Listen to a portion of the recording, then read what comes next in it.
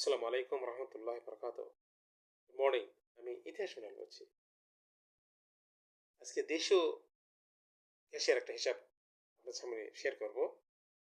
এই 17 বছর 2009 সাল দিয়ে যাবৎ দেশীয় গ্যাস আমরা কত উত্তোলন করেছি, কত কনজাম্পশন করছি আর কি। কনজিউম হিসাবটা 2009 সালে যখন আওয়ামী লীগ ক্ষমতায় আসে তখন আমাদের 754 বিসিএফ ছিল আর কি ওটা মাত্রাটা, এবং এটা 195 কার্গো। কার্গোর হিসাবে বলি, এটা হিসাবটা সহজে বোঝার জন্য আর কি। সেটা বৃদ্ধি পাইলো, আস্তে আস্তে বৃদ্ধি পাইতে আপনার 2017 সালে এসে 295 হলো, প্রায় 1000 বিসিএফ এর কাছাকাছি। যাই হোক, তখনই তার কুবুদ্ধি আঁটলো যে গ্যাস আমদানি করতে হবে, অথচ কনজামশন তার ধারে পাশেও নেই। তখন রিয়ালিস্ট কনজামশন ছিল 195, 200 কার্গোর নিচে। কিন্তু তখনই তারা এলএনজি আমদানি শুরু করলো। এলএনজির দিকে আমরা যাইতেছি না। এবার আসি, বিআরসি বলতেছে যে 17 বছর অ্যাভারেজে তাদের 265 কার্গো হলে হয়ে যেত। অর্থাৎ আমাদের, আর আমরা দেশে থেকে উত্তোলন করতেছি অ্যাভারেজে কত, 245 কার্গো। শর্ট থাকে কত, 20 কার্গো। আবার অ্যাকচুয়াল যে হিসাব, যেটা অ্যাকচুয়াল কনজামশনটা, সেটা হলো মাত্র 218 কার্গো। সেটা 220 কার্গো আমরা ধরতে পারি হিসাব সুবিধার জন্য। অর্থাৎ আমরা 245 কার্গো উত্তোলন করতে পারতেছি দেশও, আর খরচ করতে পারতেছি 220 কার্গো।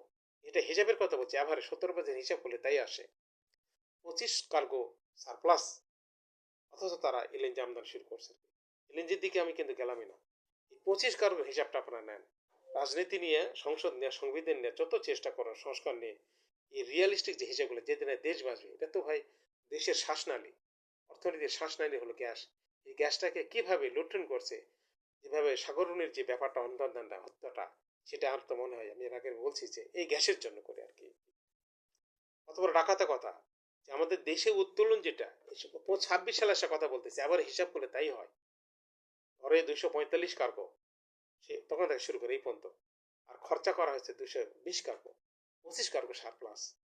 এক একটা কার্গোর 500 কোটি টাকা করে ধরলে দেখেন কত হয়। এই 17 মাসে আপনার 2 লক্ষ কোটি টাকার উপরে। আর তারা উপরন্ত তারা আবার 2.5 লক্ষ কোটি টাকার গ্যাস আমদানি করলো। কোন দিক দিয়ে হিসেবটা মিলবেন, কোন চেতনা এখানে নিয়ে আসবেন, কোন আদর্শের সাথে এটা মিলাবেন? একমাত্র শুধু পাকিস্তানের সেই আদর্শ। তারা বলেছিল যে হ্যাঁ, কাফের, তাই তোদের ঘরে মুসলমান জন্ম দেওয়ার জন্য কথা বলতেছে। এটাই বলতেছে তোদের উন্নয়নের জন্য, ব্যবসার জন্য, সমস্ত কিছুর জন্য এই গ্যাস আমদানি করতে হবে। সেই গ্যাস আমদানি তারা করছে। আর দেশের যে গ্যাসের সেই হিসাবটা কোনো খবর নেই, কেউ নিতে পারতেছে না। তার অন্যভাবে গেলে আজকে এই পর্যন্ত রাখতেছি। যদি মানুষের সন্তান, আমি আবার বলতেছি, যদি মানুষের বাচ্চারা রাজনীতিতে জড়িত থাকে, ভদ্রলোকের সন্তানরা, তারা যেটা বের করুক দেশীয় গ্যাসের খালি খরচাটার হিসাবটা নেই। পরে পরে আগামীকালকে বিদেশি এলএনজি সহকারে হিসাব হবে ইনশাল্লাহ। আল্লাহ হাফেজ।